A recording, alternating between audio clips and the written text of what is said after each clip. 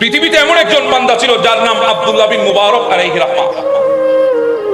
ইনি ছিলেন ইমাম আজমের শাগির্দ, আমিরুল মুমিনিন ফিল হাদিস যার উপাধি ছিল। বুখারীর পাতার মধ্যে যার নাম পাওয়া যায় হযরতে আব্দুল্লাহ বিন মুবারক আলাইহির রাহমাহ। ইনি একদিন ঘুমের মধ্যে অবস্থান করছেন, রাত্রিবেলায় ঘুমন্ত অবস্থায় ছিলেন। হঠাৎ আমার নবী পাক আলাইহিস সালামের জিয়ারত নসিব হয়ে গেছে। কেউ যদি স্বপ্নে নবীকে দেখেন, ইমাম বুখারী বলেন মান রানি ফিল মানামি ফাকাদ রাল হক। কেউ যদি স্বপ্নে নবীকে দেখে তাহলে বাস্তবেই নবীকে দেখেছেন। সুবহানাল্লাহ। আমার নবীকে স্বপ্নে দেখা মানে বাস্তবে দেখা। আর যে একবার দেখেছে ওই জাহান্নামের আগুন তার জন্য হারাম হয়ে গেছে। একটু জোরে বলেন না সুবহানাল্লাহ। আমাদেরও ইচ্ছা হয় কি হয় না? আওয়াজে বলি হয় কি হয় না? আমরা আমার নবীকে দেখতে চাই কি চাই না?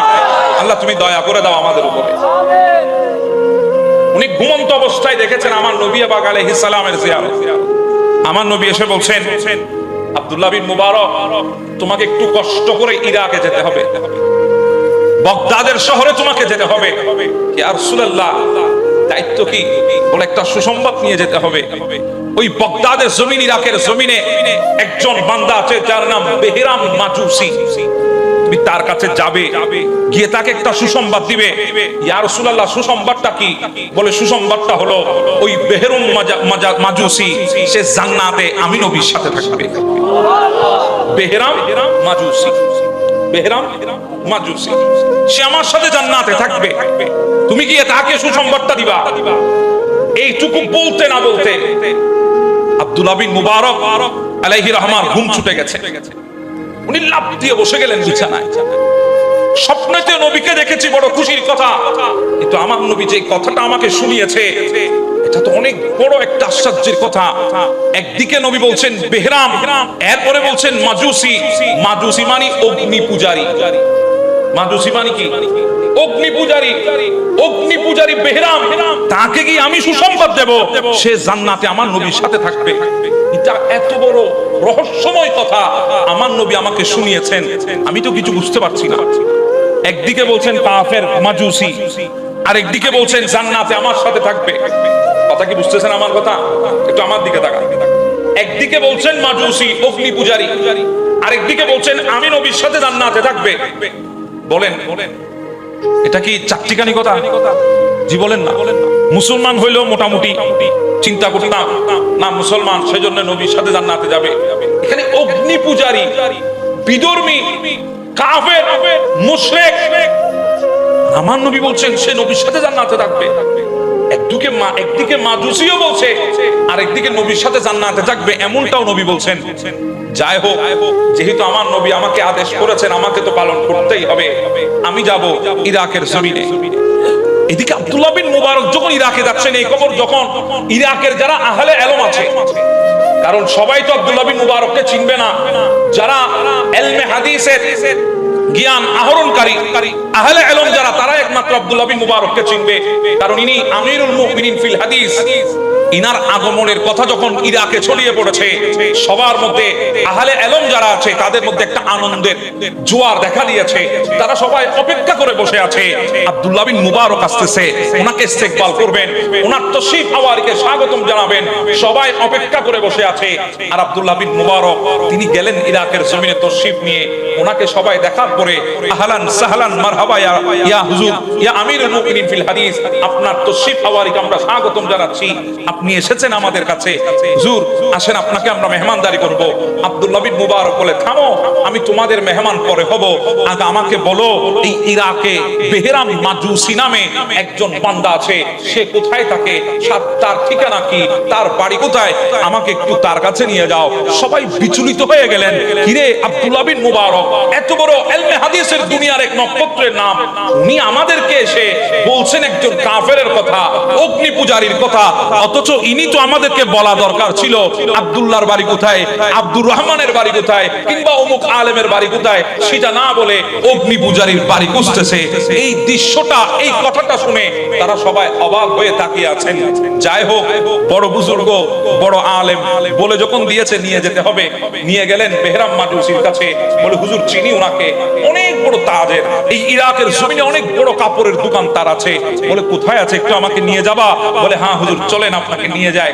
গেলেন তার দোকানে, বিরাট তেজারত চলতেছে, তার বিরাট ব্যবসায়ী দোকান। গিয়ে বলেন এই বেহরাম, আমাদের মুসলমানদের একজন বড় আলেম এসেছে, আব্দুল্লাহ বিন মুবারক, তোমার সাথে সাক্ষাৎ করতে। বলে ঠিক আছে, হুজুরকে একটু বসাও, আমার একটু কাজ আছে, আমি কাজটা ছেড়ে তাড়াতাড়ি আসতেছি। বসানো হলো, উনিও কাজটা তাড়াতাড়ি ছেড়ে ছুড়ে আসলেন। এসে বলে হুজুর বসিয়ে রাখার জন্য আমাকে মাফ করবেন, আসেন আমার সাথে ভেতরে। খাস কামরার মধ্যে নিয়ে যায়, তবে আপনি আর আমি যাব, তৃতীয় আর কাউকে সাথে নেব না। নিয়ে গেলেন ভেতরে, সবাই বাহিরে অপেক্ষা করছে। ঘরের দরজা বন্ধ করলেন, বলেন হুজুর এবার কেন এসেছেন? বলে বেহরাম, একবার আমাকে বলো তুমি কি মুসলমান হয়েছো? বলে না, আমি মুসলমান হই নাই, এখনো কলমা পড়ি নাই। বলে এবার আমাকে তুমি বলো, তুমি এমন কি কাজটা করেছো, আমার নবীর নবুয়তের অন্তর জয় করে দিয়েছো, আর আমার নবী তোমার জন্য সুসংবাদ পাঠিয়েছে, তুমি নাকি জান্নাতে আমার নবীর সাথে থাকবে। বেহরাম বলে হুজুর আমি তো একজন তাজের মানুষ, আমি মানুষকে দান খয়রাত করি, মনে হয় কোনো একটা কিছু আল্লাহর পেয়ারা মাহবুব পছন্দ করেছে, এই জন্য বুঝি আমাকে জান্নাতের সুসংবাদ দিয়েছে। বলে না না না না, এত ছোট বিষয়ের জন্য আমার নবী কখনো এত বড় পুরস্কার দেবে না। তুমি কলমা পড়ো নাই, অগ্নি পূজারী, তুমি কিভাবে জান্নাতে যাবে? এটা তো স্বপ্নেও চিন্তা করা যায় না। আমার নবী কিভাবে বললো? তুমি আমাকে একটু রহস্য বলবা, রহস্যটুকু উদ্ঘাটন করে দিবা, না হলে আমি পেরেশান হয়ে যাচ্ছি। তখন বেহরাম বলে হুজুর ঠিক আছে বলবো, কিন্তু কাউকে বলতে পারবেন না, আমাকে ওয়াদা করেন। সুবহানাল্লাহ। হুজুর আমি বলবো, কিন্তু কাউকে বলা যাবে না, ওয়াদা করেন। বলে হ্যাঁ ওয়াদা করলাম, সাময়িক, যদি দ্বীনের খাতিরে যদি প্রয়োজন হয় আমি আব্দুল্লাহ বিন মুবারক প্রকাশ করে দেব। বলে হুজুর আমার ছেলের বিয়ে ছিল, আমার একটা মাত্র ছেলে, বিরাট ইন্তজাম করেছি, সকাল থেকে রাত পর্যন্ত খাওয়াইছি, উন্মুক্ত ছিল খাবার, কোনো গণনা ছিল না যে আসবে সে খাবে, নির্ধারিত কোনো ধর্মের কেউ ছিল না, যেই ধর্মের হোক আসবে আর খাবে, উন্মুক্ত ছিল, সবাই এসে খেয়েছে। রাত গভীর হয়েছে, জিজ্ঞাসা করেছিলাম খাদেমদেরকে খানা পিনা আর আছে? বলে হ্যাঁ হুজুর কিছু খানা এখনো আছে। তোমরা খেয়েছো? বলে না। খেয়ে নাও, যেগুলো আছে ওগুলো প্যাকেট স্যাকেট করে নষ্ট না হয় মতো রেখে দাও। আমার খাদেমরা খেয়ে দিয়ে যা আছে সবগুলা প্যাকেট করে রেখে দিয়েছে। বললাম যাও তোমরা ঘুমিয়ে যাও, আমিও ঘুমাতে যাই, সারাদিন ক্লান্ত শরীর। হুজুর আমিও ঘুমাতে গেলাম, চেরাগ বাতিটা নিভিয়েছি মাত্র, ঘুমের বিছানায় শুয়েছি মাত্র, হঠাৎ করে ঘরের দরজার মধ্যে কে আঘাত। বিরক্ত হলাম আমি, বিরক্ত, এতক্ষণ দরজা খোলা ছিল কেউ আসে নাই, এখন ঘুমাতে আসার সাথে সাথে দরজায় আঘাত করেছে। আমরা হলে কি করতাম? বলেন না, আমরা হলে কি করতাম? শুনে আমার বিরক্ত লেগেছে। খাদেমদেরকে ডাকবো না, তারা তো সারাদিন অনেক কষ্ট করেছে, এতক্ষণে ঘুমিয়েছে মনে হয়। যাই হোক আমি গিয়ে দরজাটা খুলি, দেখি কে। দরজা খুলতে না খুলতে দেখি এক মহিলা, শরীরে ছিঁড়া ফাটা বুরকা পরিহিত এক মহিলা, মুখে নেকাব আছে, কিন্তু নেকাব থাকা সত্ত্বেও ভেতর থেকে একটা নূরানি ঝলক বের হচ্ছে। হুজুর আমার দিকে একটা চেরাগ বাতি আগিয়ে দিয়েছে। বলে বেহরাম আমার চেরাকের মধ্যে একটু তেল ঢেলে দাও, আমি একটু তেলের জন্য এসেছি তোমার কাছে। বেহরাম বলে হুজুর রক্ত তো মাথায় উঠে গেছে, একটু তেলের জন্য বুঝি এত রাতে একজন আমার ঘরের দরজায় আঘাত করে? হুজুর আমার ভেতরে রাগ এসেছে, আমি ধমক দিয়ে বললাম এই মহিলা রাত হয়ে গেছে, চেরাগ বাতির দরকার কি, যাও ঘুমিয়ে যাও। বলে বেহরাম ধমক দিও না, জিন্দেগিতে কারো সামনে কখনো হাত পাতি নাই। বেহরাম ধমকায়ও না, জিন্দেগিতে কারো সামনে কখনো হাত পাতি নাই। আমার ঘরে আমার ছোট ছোট সন্তান আছে, 3 দিন না খেয়ে আছে। বেহরাম ক্ষুধার জ্বালায় তারা চিৎকার করছে।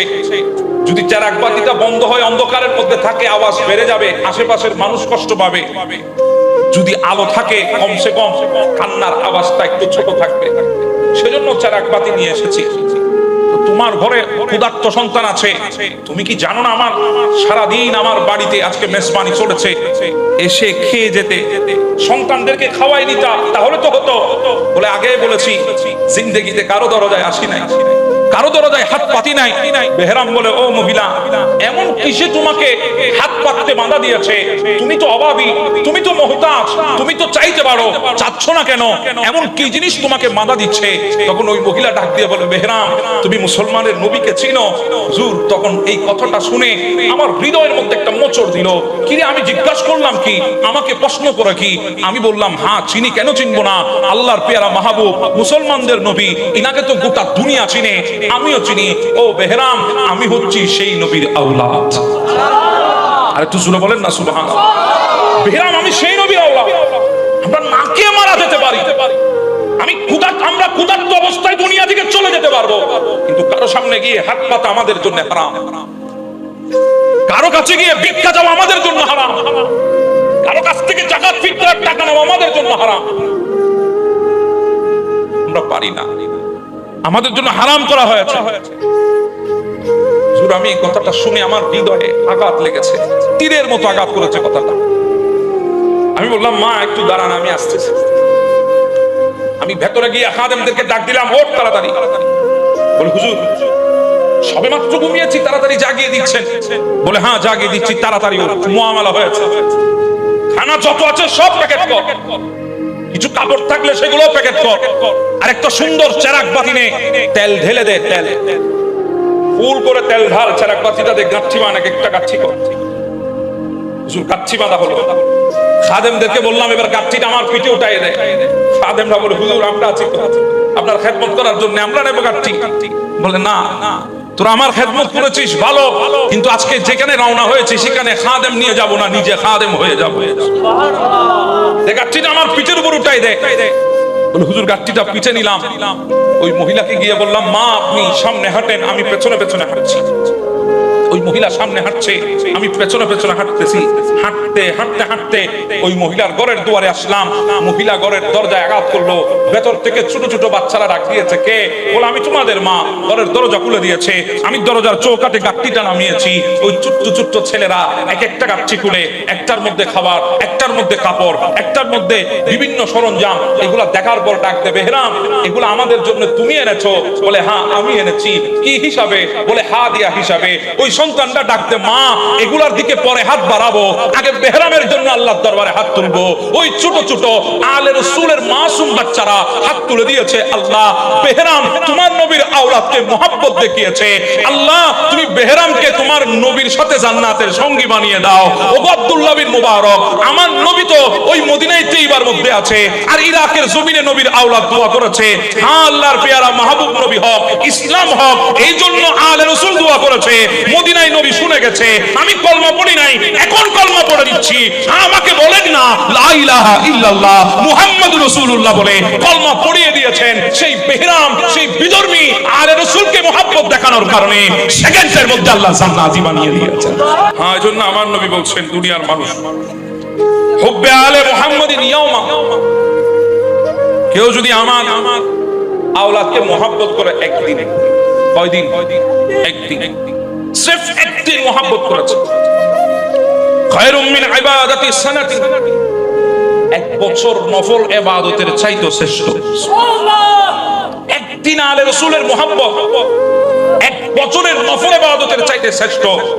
ইয়া রাসূলুল্লাহ, আমরা তো একদিন মুহাব্বত করনে বলা নয়, জিন্দেগি যতক্ষণ চলবে আলে রাসূলকে ততক্ষণ মুহাব্বত করব।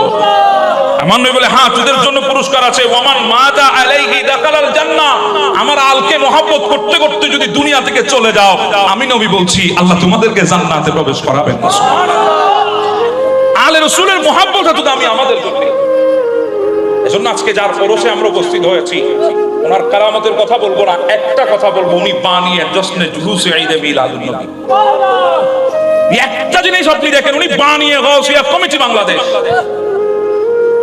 1900 শতাব্দীর মধ্যে তিনি গাউসিয়া কমিটি প্রতিষ্ঠা করেছেন। আর 20 শতাব্দীর 2021 সালে এসে আমরা বুঝতে পেরেছি গাউসিয়া কমিটি কেন বানানো হয়েছে।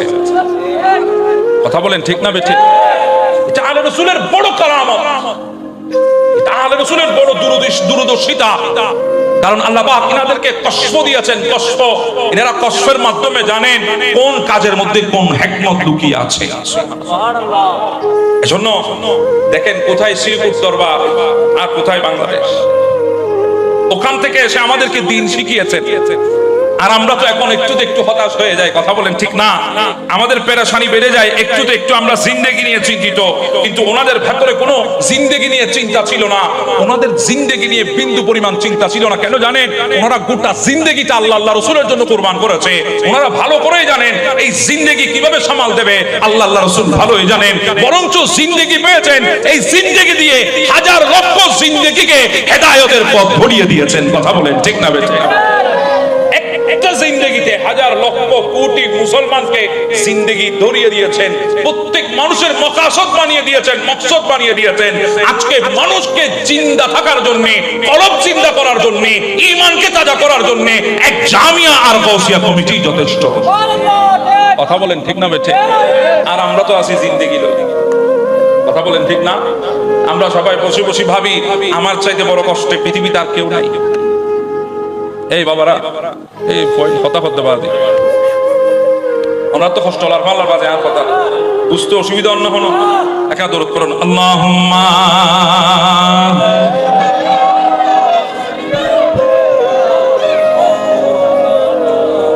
মুহাম্মাদ ওয়া আলা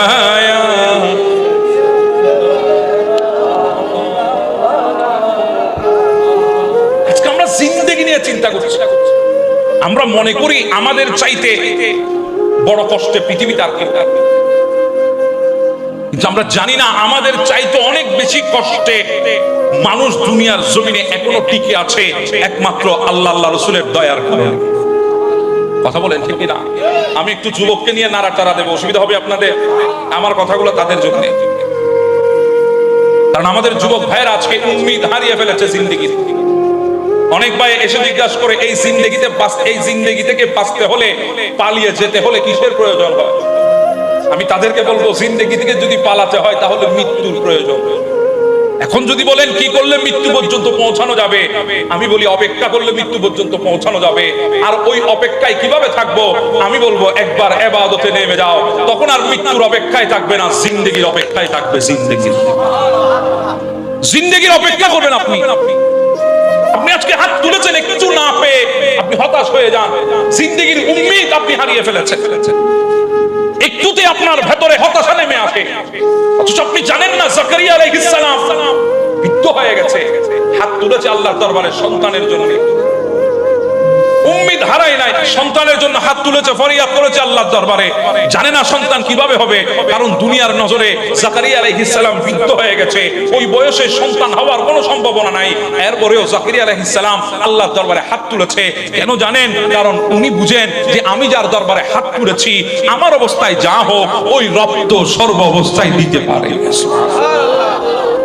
হযরত ইউনূস আলাইহিস সালাম মাছের পেটে বসে আছে, উম্মিদ হারায় নাই, হাত তুলে আল্লাহর দরবারে প্রার্থনা করেছে, ফরিয়াদ করেছে রবের দরবারে। জানে না কিভাবে বের হবে, কিন্তু এইটুকু জানেন যার কাছে হাত তুলেছে বের করার জন্য তিনিই যথেষ্ট। আল্লাহ পাক বের করে নিয়ে এসেছেন ওনাকে। হ্যাঁ, আমাদের শুধু একটাই কাজ, আমরা চাইবো কার কাছে? আল্লাহর কাছে। আমরা শুধু চাইবো আল্লাহর দরবারে। এজন্য আমাদের হুজুর কেবলা আমাদেরকে সবক দিয়েছেন, তোমাদের দিনটা শুরু করো আল্লাহর ইবাদতের বন্দেগীর মাধ্যমে। যখন ফজর পড়ে শেষ করবা, ওই ফজরের পরে জিন্দেগি যখন শুরু হবে, সকাল যখন শুরু হবে, শুরুয়াত যখন শুরু হবে, আল্লাহর নবীর উপরে দরুদ দিয়ে শুরু করো। কারণ আল্লাহর নবীর উপরে দরুদ দিয়ে যখন জিন্দেগি শুরু হবে, সকাল শুরু হবে, দিন শুরু হবে, তোমার ওই পুরা দিন আল্লাহর দয়া এবং রহমতের মধ্যেই থাকবে। সুবহানাল্লাহ। এজন্য বলছিলাম উম্মিদ হারানো যাবে না, জিন্দেগি নিয়ে চিন্তা করানো যাবে না। শুধু আমাদেরকে টার্গেট রাখতে হবে, আমাদের মকসদ বরাবর আমরা পৌঁছাবো। কেমনে পৌঁছাবো জানি না, হাত তুলে দেবেন রবের দরবারে, তিনি পৌঁছিয়ে দেবেন। একটু জোরে বলেন না সুবহানাল্লাহ। তাই বলেন তো দেখি, এই শাহজালাল ইয়ামানি মুজাররিদি, ইনি নদীর মধ্যে জায়নামাজ রেখেছেন, জায়নামাজ নদীর উপরে বসিয়েছেন। আমাদের বিবেকে কি বলে, জায়নামাজ ভাসমান জিনিস না ডুবন্ত জিনিস? ডুবে যাবে, কিন্তু উনি বসিয়েছেন কার নামের উপরে? আল্লাহর নামের উপরে। ওনার মকসদ হচ্ছে ওই পারে পৌঁছাবে। কিভাবে পৌঁছাবো আমি জানি না, আমি শুধু বিছিয়ে দিয়েছি। এটাকে বাঁচিয়ে রাখার মালিক হচ্ছে আল্লাহ। এটাকে বলা হয় উম্মিদ। আপনি উম্মিদ হারাবেন না, আশা হারাবেন না, কখনো নৈরাশ হবেন না। যখন জশ্ন জুলুস শুরু হয়েছে অল্প মানুষ দিয়ে, অনেকে মনে করেছে 1 বছর 2 বছর, এরপরে মনে হয় থেমে যাবে। না দাদা জান, হুজুর কেবলার উম্মিদ ছিল, আশা ছিল দুনিয়া কারো উপর না, আল্লাহ আল্লাহ রাসূলের উপরে। আজকে সেই জশ্ন জুলুস এশিয়ার সর্ববৃহত্তম জশ্ন জুলুস হয়ে গেছে। সুবহানাল্লাহ। এটাকে বলা হয় উম্মিদ, এটাকে বলা হয় আশা। আপনি আশা রাখেন। আপনি উম্মিদ যদি হারিয়ে ফেলেন, আশা যদি হারিয়ে ফেলেন, তাহলে আপনার জিন্দেগি চলবে না। একজন ব্যক্তি পেশোয়ার থেকে হুজুর কেবলার দরবারে যাচ্ছিলেন। উনি যখন রওনা শুরু করেছেন, যেতে যেতে রাত চলে এসেছে, অন্ধকার চলে এসেছে। ওই বান্দা বলে, অন্ধকার চারিদিকে, ঘুটঘুটে অন্ধকার নেমে এসেছে, আমার ভয় লাগছে হৃদয়ের ভেতরে, আমি সামনে যাব কিভাবে? আরো 8 থেকে 10 মাইল দূরে আছে শ্রীপুর দরবার শরীফ। আমি কিভাবে যাব এই লম্বা পথ, অন্ধকারের মধ্যে কিভাবে হাঁটবো? আমি উম্মিদ হারাই নাই, আশা হারাই নাই। আমি হাঁটা শুরু করেছি। হঠাৎ দেখি 2টা কুকুর আমার 2 পাশে দাঁড়িয়ে গেছে। কোত্থেকে যেন 2টা কুকুর এসে আমার 2 পাশে একসাথে হাঁটা শুরু করেছে। ওই কুকুরগুলাকে দেখে মনে মনে একটু বল পেলাম, একটু শক্তি আসলো মনের মধ্যে, ভয় দূর হলো একটু। আমি হাঁটা শুরু করলাম। যেতে যেতে শ্রীকুট দরবারের চৌহাট্টিতে যখন কদম রাখলাম, দেখি ওই কুকুরগুলা কোথায় চলে গেছে, ডানে বামে আর দেখি না। আমি হুজুর কেবলাকে আগে বলে আসি নাই, তৈয়ব শাহ দাদাজান কেবলাকে আগে বলে আমি দরবারে আসি নাই, ওনাকে আগে জানানো হয় নাই আমি আসবো। দেখছি উনি অপেক্ষা করছেন আমার জন্য। আমাকে দেখে বলছেন, বেটা এসেছো, আমি তোমার জন্য অপেক্ষা করছি। আমি বললাম, হুজুর আমি তো আপনাকে বলি নাই। বলে, হযরত নে বাতা দিয়া মুঝে, তুমি আসতেছো এটা হযরত আমাকে বলে দিয়েছে। হুজুর 2টা কুকুর দেখলাম, অন্ধকারে ঘাবড়িয়ে গিয়েছি, সামনে পথ কিভাবে যাব, থমকে গিয়েছিলাম। উম্মিদ হারাই নাই, আমার মকসদ হচ্ছে শ্রীপুর দরবার, যেমনে হোক তেমনে আমি যাব। হুজুর 2টা কুকুর এসে আমাকে সাহায্য করেছে। হুজুর এগুলা কি? তখন হুজুর কেবলা জবাব দিয়েছেন, হযরত নে বেজা আপকে লিয়ে। ও আমার মুরিদ শোনো, হযরত পাঠিয়েছে তোমার জন্য, এগুলা তোমাকে পাহারা দিয়ে তোমার মকসদ পর্যন্ত পৌঁছিয়ে দিয়েছে। হ্যাঁ, এটা বোঝাতে চাচ্ছিলাম, আমাদের উম্মিদ হলো মকসদ। আমরা মকসদ পর্যন্ত যাব, কিভাবে যাব জানি না, উম্মিদ আছে যাবই যাব। যখন আমাদের নৌকাটা বাঁচিয়ে দিয়েছি আমার মুর্শিদ কেবলার নামে, কিভাবে নিয়ে যাবে এটা আল্লাহ জানে, রাসূল জানে, আমার মুর্শিদ জানে। সুবহানাল্লাহ। তাকবীর। আসআলুকুম আলাইহি আজরান ইল্লাল মাওয়াদ্দাতা ফিল কুরবা। আল্লাহ বলেন, হাবিব আপনি বলে দেন, আমার বান্দাদেরকে বলবেন, আপনার উম্মতদেরকে বলবেন, আপনি বলেন, যা দিয়েছি আল্লাহর পক্ষ থেকে ওগুলার কোনো বিনিময় চায় না, শুধু একটা জিনিস চায়, আলে রাসূলের মুহাব্বত। সুবহানাল্লাহ। কার মুহাব্বত? আলে রাসূলের মুহাব্বত। যারা আমার রাসূলের রক্তে জিগার, আমার রাসূলের খুন যাদের শরীরের মধ্যে, তাদের মুহাব্বত আল্লাহ চেয়েছেন আমাদের কাছ থেকে। হ্যাঁ, আল্লাহ ওয়াজিব করেছেন আমাদের উপরে, এজন্য আমরা আলে রাসূলকে মুহাব্বত করছি। আমাদের মুহাব্বতের বিনিময়ে উনাদের ইজ্জত আজমত বড় হবে এমনটা না, উনাদেরকে মুহাব্বত করার কারণে আমরা দামি হব সেজন্য। জোরে বলেন সুবহানাল্লাহ। সাহাবে کرام এসেছেন নবীর দরবারে, আকা ইয়া রাসূলুল্লাহ, আল্লাহ পাক যে আয়াতে কারিমা নাযিল করেছেন, লাম্মা নাযালাত হাযিহিল আয়াতু কুল লা আসআলুকুম আলাইহি আজরান ইল্লাল মাওয়াদ্দাতা ফিল কুরবা, যে আয়াত আল্লাহ নাযিল করেছেন, ওগো মাহবুব নবী, ক্বালু ইয়া রাসূলুল্লাহ ওয়া মান কারাবাতুকা হাউলাইল্লাযিনা ওয়াজাবাত আলাইনা মাওয়াদ্দাতুহুম, কাদের মুহাব্বত আল্লাহ আমাদের উপর ওয়াজিব করেছেন। ওগো আল্লাহর পেয়ারা মাহবুব, আমাদেরকে একটু বলেন। আমার নবী বলেন, ও আমার সাহাবীরা, আল্লাহ পাক তোমাদের উপর ওয়াজিব করেছেন 4 জনের ভালোবাসা, আলীউন ওয়া ফাতিমাতু ওয়া ইবনুহুমা। একজন হচ্ছে হযরতে আলী, আরেকজন হচ্ছে ফাতেমা, আরেকজন আর 2 জন হচ্ছে ওনাদের সন্তান। এদের মুহাব্বত আল্লাহ তোমাদের উপর ওয়াজিব করে দিয়েছেন। জোরে বলেন সুবহানাল্লাহ। হ্যাঁ, এমন ওয়াজিব আল্লাহ পাক আমাদের উপরে করেছেন, মান সাল্লা সালাতান লাম ইউসাল্লি আলাইয়া ফিহা ওয়া আলা আহলি বাইতি লাম তুকবাল মিনহু। আমার নবী বলেন, ও আমার উম্মত শোনো শোনো, তোমরা নামাজে দাঁড়িয়েছো, ইবাদত করছো, আর ওই ইবাদতের ভেতরে যদি আমার আলের উপর যদি দরুদ শরীফ আদায় করা না হয়, তোমাদের ওই ইবাদত আল্লাহ কখনো কবুল করবে না। জোরে বলেন। নবীর জমিনে এক বান্দা ছিল, রবি বিন সুলাইমান। রবি বিন সুলাইমান, রবি যাকে বলে, উনি ওনার গোটা জিন্দেগীর একটা উম্মিদ ছিল, একটা আশা ছিল, উনি খানায়ে কাবায় যাবে। ইনি কোথায় যাবেন? খানায় কাবা, ইনার উম্মিদ, ইনার আশা এটা নিয়ে খানায় কাবা যাবে। একটা একটা করে পয়সা জমিয়েছে, একটা একটা করে পয়সা জমিয়েছেন, খানায় কাবা হজ করতে যাবে। বড় আশা দিলের মধ্যে, বড় তামান্না। হ্যাঁ, আমি এজন্য বলি প্রত্যেক আশিকের দিলের সবচাইতে বড় আশা হচ্ছে, বড় তামান্না হচ্ছে জিন্দেগিতে একবার মদিনার চৌকাঠে কদম রাখবো। এটা আমাদের জিন্দেগির সবচাইতে বড় ড্রিম। একজন মুমিনের সবচাইতে বড় আশা জিন্দেগিতে একবার হলো কোথায় যাব? মদিনায় যাব, খানায় কাবা যাব। আর আপনি যখন প্রথম কদমটা খানায় কাবায় রাখবেন, দূর থেকে যখন খানায় কাবার ওই কালি কালো গিলাফটা যখন চোখের মধ্যে পড়বে, আল্লাহর কসম চোখের মধ্যে এমন একটা তরঙ্গ সৃষ্টি হবে, শরীরের পশমের মধ্যে এমন একটা তরঙ্গ সৃষ্টি হবে, দিলের মধ্যে এমন একটা বিচলিত হবে দিল, আপনি কখনো চিন্তাও করতে পারবেন না এত সুন্দর পৃথিবীতে আপনি কখনো আগে দেখেছেন। সুবহানাল্লাহ। হযরতে রাবি বিন সুলাইমান একটা একটা করে টাকা জমিয়েছে। অসুবিধা হচ্ছে আপনাদের? আমি বাবা এভাবে কথা বলি, কথা বুঝতে অসুবিধা হচ্ছে? একটা একটা করে টাকা জমিয়েছেন। কোথায় যাবেন? হজে যাবেন। একদিন দেখে ওনার হজে যাওয়ার মতো ওনার টাকা জমানো হয়েছে, সামর্থ্য হয়েছে, উনি হজে যেতে পারবেন।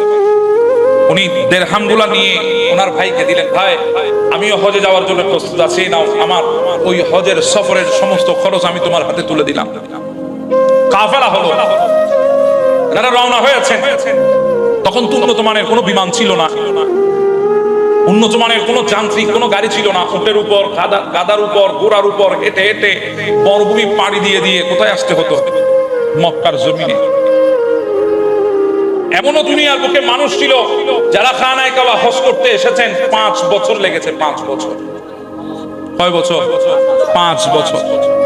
ঘর থেকে বের হওয়ার সময় দাড়ি কালো ছিল, খানায় কাবায় এসে দেখে দাড়ি সাদা হয়ে গেছে।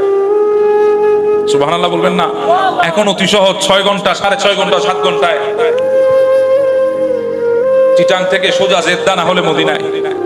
তখন কঠিন ছিল। আস্তে আস্তে কুফা শহরে আসলেন রাবি বিন সুলাইমান, ওনার কাফেলা। ওখানে বিরতি দিয়েছেন, যাত্রা বিরতি। যার যা প্রয়োজন, হাজত সারলে, কিছু জিনিসের প্রয়োজন হলে, হাজতের প্রয়োজন হলে সেরে নাও। আমরা কুফাতে কয়েকদিন আমরা থাকবো, এরপরে আমাদের আর বিরতি হবে না, আমরা ডাইরেক্ট মক্কার পথে রওনা হয়ে যাব। কাফেলা থেকে ঘোষণা। রাবি বিন সুলাইমান বলে, কুফা তো বড় শহর, আমিও নেমে কাফেলা থেকে আলাদা হয়ে আস্তে আস্তে করে হাঁটছিলাম, চারিদিকে দেখছিলাম, কিছু জিনিসের প্রয়োজন ছিল, সেগুলো খরিদ করার জন্য নেমেছি। হঠাৎ দেখি রাস্তার একটা পাশে একটা মৃত জানোয়ার পড়ে আছে, মৃত পশু পড়ে আছে, মরা পশু। আমি দেখতেছি এক মহিলা হাতের মধ্যে একটা ছুরি নিয়ে ওই পশুটা থেকে গোশত কাটছে।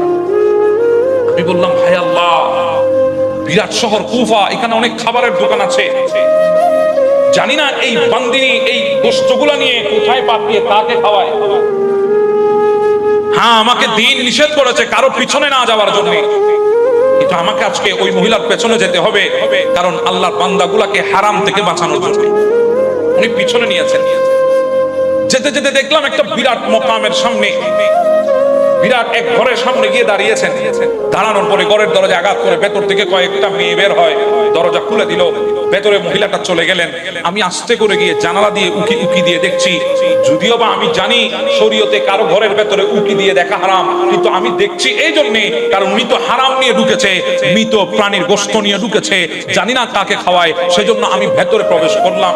ভেতরে প্রবেশ না করে জানলার পাশে দাঁড়িয়ে উকি দিয়ে দেখতেছি। হঠাৎ করে ওই মহিলাটা ডাক দিচ্ছে, মা আমি তোদের জন্য গোশত নিয়ে এসেছি, যা তোরা এগুলা পাকিয়ে রান্না করে খেয়ে নে। হায় আল্লাহ, নিজের মা নিজের সন্তানদেরকে হারাম খাওয়াচ্ছে। আমি আর সহ্য করতে পারি নাই, ঘরের দরজা আঘাত করে বসলাম। কে? বলে আমি রবি। কোন রবি?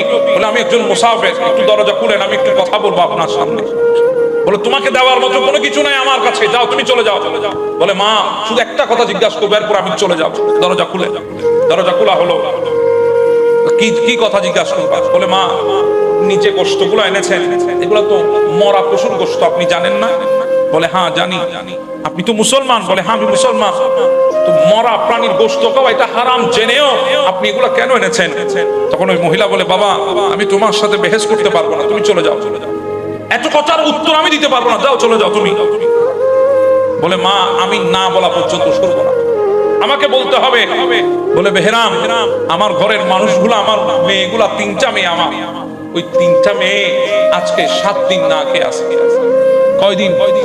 7 দিন না খেয়ে আছে। 7 দিন না খেয়ে আছে, আপনি কারো কাছে চান? বলে না, চাইতে পারি না। কেন?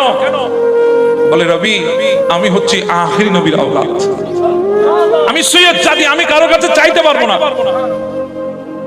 আমার স্বামী দুনিয়া থেকে চলে গেছে, আমার স্বামী অনেক বড় মানুষ ছিল, সমাজে তার কথা চলতো, সৈয়দ জাদা হিসাবে সবাই মহব্বত করত।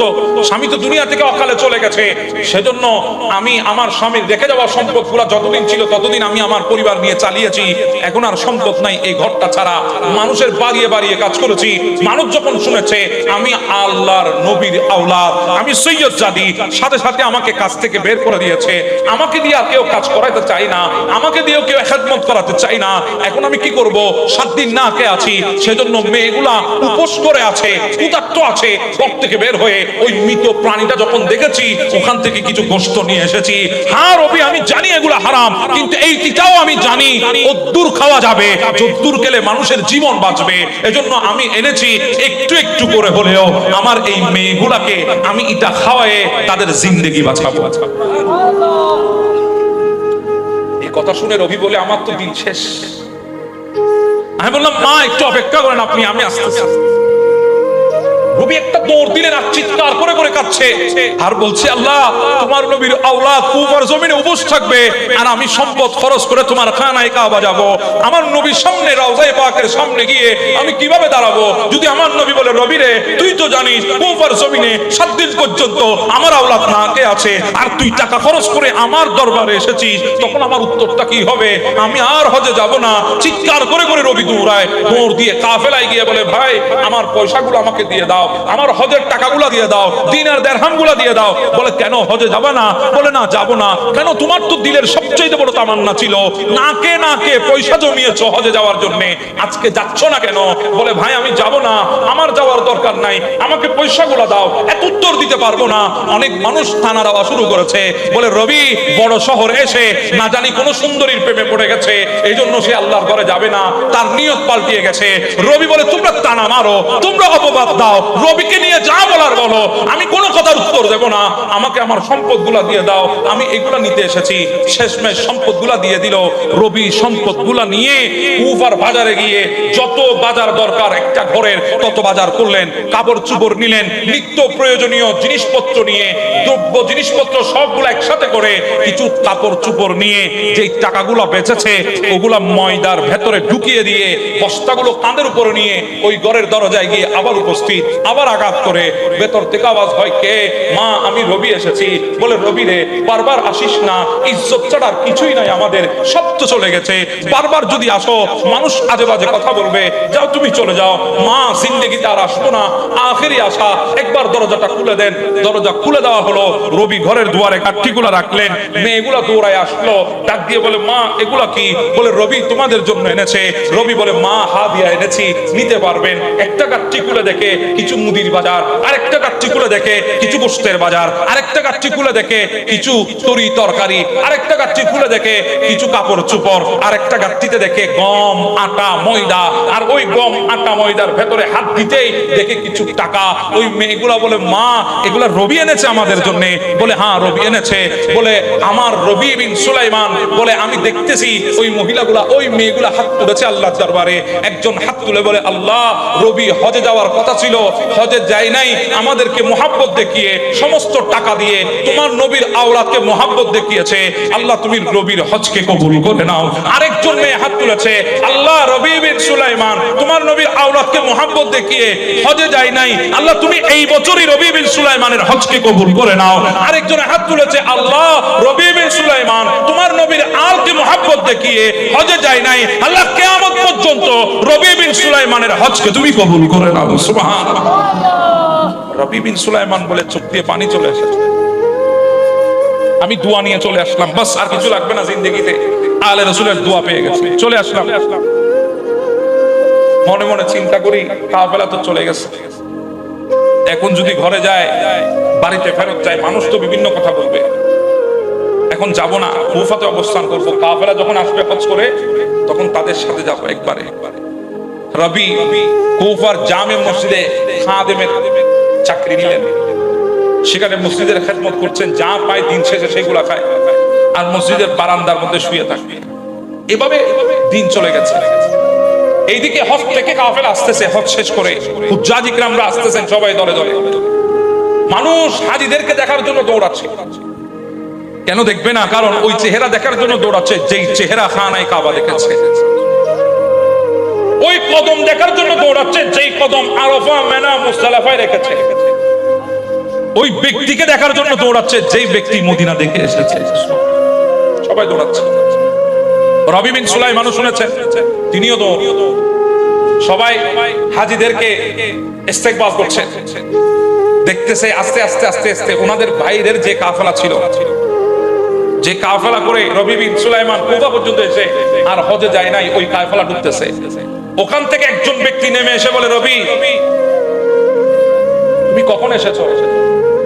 রবি বলে, কোত্থেকে? বলে, হজ থেকে। বলে, আমি হজে গিয়েছি। তুমি কেমনে জানো? বলে, আমি তোমাকে খানায়ে কাবা তাওয়াফের সময় দেখেছিলাম, ডাক দিয়েছি, তুমি আমার ডাক না শুনে অন্যদিকে চলে গেছো। একটু জোরে বলেন না সুবহানাল্লাহ।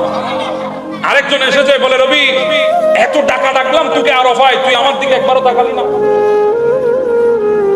আচ্ছা, কথাগুলা রবি বিন সুলাইমানের মাথার উপর দিয়ে যাচ্ছে কিনা? উনি তো অবাক হয়ে তাকায় আছে। উনি তো ছিলেন কুফার জামে মসজিদের বারান্দায়। উনি অবাক দিলে তাকিয়ে আছে। আরেকজন এসে তো সমস্ত কিছু হাত পার করে দিয়েছে, একটা বিরাট ডালা নিয়ে এসে বলে, রবি দরতুর ডালা তুই নে, আর এই ডালা বহন করতে পারবো না। বলে, এই ডালা কখন দিয়েছি তোমাকে?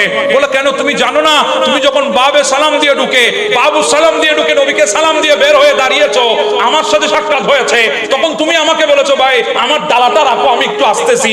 এই কথা বলে যে গেলা, আর তো আসলা না। আমি এই ডালাটা বহন করতে করতে আমি হয়রান হয়ে গেছি। নে তোর ডালা তুই নে, আমি আর এটা রাখতে পারবো না। রবি বিন সুলাইমান বলে, ডালাও দেখতেছি, কথাও শুনতেছি, কিছু বলছে না, চুপ করে আছে, কিন্তু বিরাট এক হিকমতের সাগরে ডুবে আছে। চারিদিকে রহস্যের জটলা বেড়ে আছে, কিভাবে সেখান থেকে বের হয় রবি বিন সুলাইমানের জানা নাই। শেষমেশ ভাই এসেছে, এসে বলে, ভাই রবি আমার সাথে যাবি না সেটা বললে তো হতো, তুই অন্য কারো সাথে যাবি সেটা বললে হতো, আমি তোকে অনুমতি দিতাম, এত লুকোচুরি কেন করলি আমার সাথে? কিছু না বলে ঘুমিয়ে গেছে রাতের বেলা। হঠাৎ দেখে আমার নবী রবি বিন সুলাইমানের স্বপ্নের মধ্যে তশরিফ এনেছেন। আমার নবী ডাক দিয়ে বলে, রবি বড় হয়রান হয়ে গেছো? বলে, হ্যাঁ ইয়া রাসূলুল্লাহ, আমি হজে যাই নাই, অথচ এক একজন এক একটা কথা আমাকে বলতেছে, আমি তো কিছুই বুঝতেছি না। বলে, রবি আমার 3 সাহেবজাদি দোয়া করেছে, তুমি কি ভুলে গেছো? বলে, না ইয়া রাসূলুল্লাহ। কি দোয়া করেছে? বলে, একজনে দোয়া করেছে, আল্লাহ তুমি রবি বিন সুলাইমানের হজকে তুমি কবুল করে নাও। ও রবি, ওই দোয়া আল্লাহ কবুল করে নিয়েছে, তোমার হজ আল্লাহ কবুল করে নিয়েছে। আমার আরেকজন সাহেব যদি দোয়া করেছে, আল্লাহ রবি বিন সুলাইমানের হজ এই বছর কবুল করে নাও, আল্লাহ তোমার শেকেলের একজন ফেরেশতা বানিয়ে দিয়েছে, এই বছরই আল্লাহ তোমার হজকে কবুল করেছে। ওই তোমার শেকেলের ফেরেশতাটা মক্কা মদিনায় ছিল, আরাফায় মিনা মুজদালিফায় ছিল, মদিনায় ছিল, তাকে তোমার সঙ্গীরা দেখেছে, এজন্য তুমি মনে করছে। সুবহানাল্লাহ। ও রবি, আমার 3 নম্বর সাহেব যদি দোয়া করেছে, আল্লাহ কিয়ামত পর্যন্ত রবি বিন সুলাইমানের হজকে কবুল করে নাও। ও রবি, আল্লাহ তোমার শেকেলের একজন ফেরেশতা বানিয়ে দিয়েছে, প্রত্যেক বছর ওই ফেরেশতা তোমার পক্ষ হয়ে হজ আদায় করতে থাকবে। সুবহানাল্লাহ। আলে রাসূলের মুহাব্বতে সেকেন্ডের জন্য ওনার দিলে যখন তরঙ্গ খেলেছে, মুহূর্তের মধ্যে যখন উনি হজে যাওয়ার তামান্না ভুলে গেছেন, আলে রাসূলের দোয়ায় আল্লাহ পাক ওনাকে এমন মাকাম দান করেছেন, এমন আসমত দান করেছেন, এমন শওকত দান করেছেন, আল্লাহ পাক এমন ভাবে কবুল করেছেন, হজে না গিয়েও আল্লাহ পাক ওনার হজকে কবুল করে দিয়েছেন। এটা আলে রাসূলের ভালোবাসার কারণে। আলে রাসূলের মুহাব্বত যদি দিলে থাকে, তাহলে আল্লাহ পাক আমাদেরকে পুরস্কার দান করবেন, এতে কোনো সন্দেহ নাই। এজন্য দেখেন, একটা হাদিস আপনাদেরকে শুনে অসুবিধা হচ্ছে আপনাদের। আমার নবী পাক আলাইহিস সালাম বলেন, ইলজামু মাওয়াদ্দাতানা আহলুল বাইত, তোমরা লাজিম করে নাও আমার আহলে বাইতের মুহাব্বত, আমার আওলাদের মুহাব্বত তোমাদের উপর আবশ্যক করে নাও। ফাইন্নাহু মান লাকিয়াল্লাহ আযজা ওয়া জাল্লা ওয়া হুয়া ইউআদুনা দাখালাল জান্নাহ বিশাফাআতিনা। আর যাদের হৃদয়ে আমার আওলাদের মহব্বত থাকবে, আর এই অবস্থায় যখন তারা আমার আল্লাহর দরবার পর্যন্ত পৌঁছাবে, আমি আমার আওলাদ তাদের জন্য সুপারিশ করে তাদেরকে জান্নাতে প্রবেশ করাবো। সুবহানাল্লাহ। একটু জোরে বলেন না সুবহানাল্লাহ। এরপরের কথাটা আমার নবী শক্ত বলেছেন, ওয়াল্লাযীনা নাফসি বিয়াদিহি, সেই সত্তার কসম করে বলছি যার হাতে আমার জান, আমি নবী তার কসম করে বলছি, লা ইয়ানফাউ আবদান আমালুহু ইল্লা বিমারিফাতি হাক্কিনা। আসমান পরিমাণ ইবাদত আছে, পাহাড় সম পরিমাণ ইবাদত আছে, বندگی আছে, কিন্তু তার ওই ইবাদত বندگির ভিতরে আমার আওলাদের মুহাব্বত নাই, আমার আওলাদের ভালোবাসা নাই। আল্লাহ পাক রব্বুল আলামিনের দরবারে ওই ইবাদত বندگি দিয়ে সে কখনো কোনো কিছু আশা করতে পারবে না। সুবহানাল্লাহ। প্রত্যেকটা বিষয়ের পেছনে আলে রাসূলের মুহাব্বত লাগবে। কার মুহাব্বত? আলে রাসূলের। এজন্য আমরা বড় ভাগ্যবান, আমরা আওলাদে রাসূলকে ভালোবেসে আজকে এখানে উপস্থিত হয়েছি। কথা বলেন ঠিক না? আলে রাসূলের মুহাব্বত নিয়ে আমরা আজকে এখানে উপস্থিত হয়েছি। এজন্য আমার যুবক ভাইদেরকে বলবো, আমাদেরকে হুজুর কেবলা একটা উম্মিদ দিয়েছেন, ওই উম্মিদের নাম হচ্ছে গাউসিয়া কমিটি বাংলাদেশ। আপনি সেটার সাথে নিজেকে সম্পৃক্ত রাখেন, আপনার ছন্দহারা জীবনের ছন্দ ফিরে পাবেন। আপনার এই জিন্দেগির উম্মিদ হারিয়েছেন, কিন্তু জিন্দেগির উম্মিদ পেয়ে যাবেন। কারণ গাউসিয়া কমিটি বাংলাদেশের সাথে যারা সম্পৃক্ত, আমার যুবক ভাইগুলাকে দেখবেন এরা হতাশায় ভোগে না। কথা বলেন ঠিক না? দ্বীনের সাথে সম্পর্ক হলে হতাশা আপনার কখনো আসবে না। আপনার হাজার কিছু হারিয়ে যেতে পারে, আপনার থেকে চলে যেতে পারে, এগুলা নিয়ে আপনি কখনো হতাশ হবেন না। যদি দ্বীনের সাথে আপনার সম্পর্ক থাকে, দ্বীনের খেদমতগারদের সাথে যখন আপনার সম্পর্ক থাকবে, আল্লাহ ওয়ালাদের সাথে যখন আপনার সম্পর্ক থাকবে, তাহলে আপনি কখনো আপনার জিন্দেগির উম্মিদ কখনো হারাতে পারবেন না। আপনি আপনার জিন্দেগির উম্মিদ পাবেন। এজন্য গাউসিয়া কমিটির সাথে সম্পর্ক রাখেন, ভালোবাসা রাখেন, হৃদ্রতা রাখেন। আমি সবসময় একটা কথা বলি, দুনিয়ার বুকে কি হবে আর না হবে সব ওই মদিনায় তৈবার সবচেয়ে কুম্বদের নিচ থেকে ইশারা হয়। যখন ইসলামের উপরে আঘাত চলেছিল 61 হিজরিতে, তখন আমার নবী ওই সবচেয়ে কুম্বদের ভেতর থেকে ইশারা করে দিয়েছেন, তৈয়ব এবং তাহের নামে আমার নবী দুই দৌহিত্র হাসান এবং হুসাইন। সুবহানাল্লাহ বলবেন না? হাসনাইনে কারিমাইনকে তৈয়ব বলা হয়, তাহেরও বলা হয়। কথা বলেন ঠিক না? দুইজনকে ইশারা করে দিয়েছেন আমার নবী। ইসলামের পতাকা উত্তোলন করার সময় যখন এসেছে, ইসলামের উপর আঘাত যখন হয়েছে, দ্বীনের উপর যখন আঘাত হচ্ছে, নবী ইশারা করেছেন নবীর দুই কলিজার টুকরা তৈয়ব এবং তাহেরকে ওই কারবালার ময়দানে প্রেরণ করে দিয়ে আল্লাহর নবীর দ্বীনকে, আল্লাহর নবীর দ্বীনকে আল্লাহর নবী পুনর্জীবন দিয়েছেন, জিন্দা করে দিয়েছেন। এজন্য তো বলা হয় ইসলাম জিন্দা হোতা হে হর কারবালা কি বাত। ইসলাম জিন্দা হয়েছেন কারবালা থেকে, আর ওই জিন্দা ইসলামকে জিন্দেগি দেওয়ার জন্য রক্ত দিয়েছেন হাসনাইনে কারিমাইন। সুবহানাল্লাহ বলেন না? সুবহানাল্লাহ। ইসলামকে জিন্দা করেছেন কারবালার ময়দানে, কিন্তু ওই ইসলামের বিরুদ্ধে শত্রুতামি কমে নাই, কখনো বন্ধ হয় নাই, চলে আসছিল। এভাবে আস্তে আস্তে আস্তে যখন ওই ভারতের জমিনে, ভারত উপমহাদেশের মধ্যে ইসলামের পতাকা যখন ফেলে দিয়েছে গরিবে নামাজ, ওই ইসলামের পতাকার নিচে এসে যখন অনেকেই গরিবে নামাজের দেওয়া ইসলামের উপরে যখন তলোয়ার চালানো যখন শুরু করেছে, আবারও সবচেয়ে গুম্বদের ভেতর থেকে ইশারা করেছে আমার নবী ওই বেরেলির শহরে আমার ইমাম ইশকে মোহাব্বত, ইমামে আশিকা কেবলায়ে দিলোজা ইমাম আহমদ রেজা ফাজলে বেরলভী চলে এসেছে। ফাজলে বেরলভী এসে ওই দুশমনানে মুস্তাফার বিরুদ্ধে একাই কলম ধরে তাদেরকে নাস্তানাবুদ করেছে। ওই দিন যখন বাংলার জমিনে এসেছে, এখানে যখন আঘাত চলছে, আবারও মদিনা থেকে ইশারা হয়েছে ওই সিরকুট দরবার থেকে তৈয়ব এবং তাহেরকে বাংলায় পাঠিয়ে দিয়ে আমাদের ঈমানকে জিন্দা দান করে দিয়েছে।